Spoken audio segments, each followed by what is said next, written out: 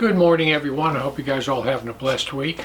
Well, we're out here filming in the garage this morning, and it's cooled off a little bit. I got some helicopters going by, and the neighbor fires up his leaf blower every once in a while, but other than that, we should be okay.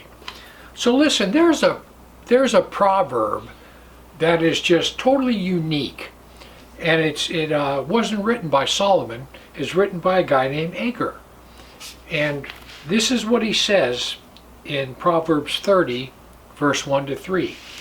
It says, "The words of Agur, the son of Jakeh, even the prophecy the man spoke unto Ithiel, even unto Ithiel and Ucal. Surely I am more brutish than any man. I have not the understanding of a man, neither learned I wisdom, nor have I knowledge of the holy." This guy Agur and his sons were most likely friends of Solomon. And they lived 3,000 years ago, and this man says that he is totally uneducated. But let's see what he has to say. Uneducated man living 3,000 years ago. Listen to this. "Who has ascended up to heaven or descended? Who has gathered the wind in his fist? Who has bound the waters like a garment? Who has established all the ends of the earth? What is his name? And what is his son's name, if thou can tell?" So this uneducated man who lived 3,000 years ago, he knew there was a God in heaven, and he knew that God in heaven had a son. This uneducated man 3,000 years ago, he knew more than 99.9% of the PhDs that live among us know.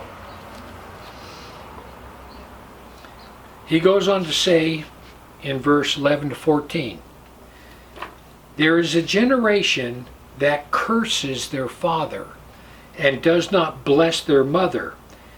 There is a generation that's pure in their own eyes and yet is not washed from their filthiness. There is a generation, oh how lofty are their eyes, and their eyelids are lifted up. There is a generation whose teeth are as swords and their jaw teeth as knives. They devour the poor from off the earth and the needy from among men." Guys, listen. This guy looked 3,000 years into the future and saw our generation. This is the exact description of where we're living at right now and the generation. This is the exact description of Agenda 21. Pretty smart for an uneducated guy living 3,000 years ago. Agur also asked God for a couple of things. Things that we would never think to ask God for today. 2 things I have required of thee. In other words, Lord, give me these 2 things. Deny me them not before I die. Remove far from me vanity and lies. Give me neither poverty nor riches. Feed me with food convenient for me, lest I be full and deny thee, and say, Who is the Lord? Or lest I be poor and steal, and take the name of the Lord thy God in vain. Agur wanted a simple life. He wanted an absolute simple life. He wanted God to keep him from sinning. He wanted God to keep him from pride. And he didn't want poverty, but then again, he didn't want riches either. But he said, well, if I get rich, I might forget God.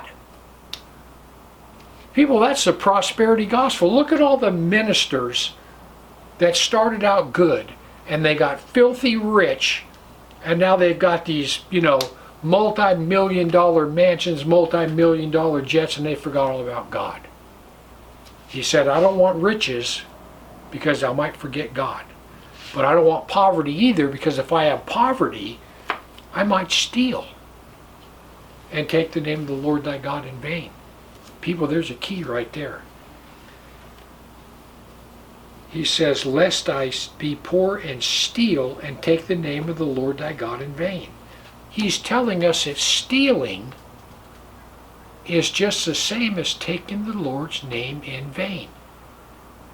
If you know the Lord, if you're born again, all sin is taking the Lord's name in vain, because that's the name by which you're called. So anyway, this guy, Agur, lived 3,000 years ago, uneducated. He knew there was a God, and he knew God had a son. And he knew he needed a couple things. Number one, he did not want to be poor because he might steal, and he did not want to be rich because he might forget God. People think we're so smart today. You know what? We're not. All this technology has not made us any smarter. Anyhow, I just want to give you something to think about. Heaven or hell, you choose. Just remember, once you take your last breath, it's a done deal.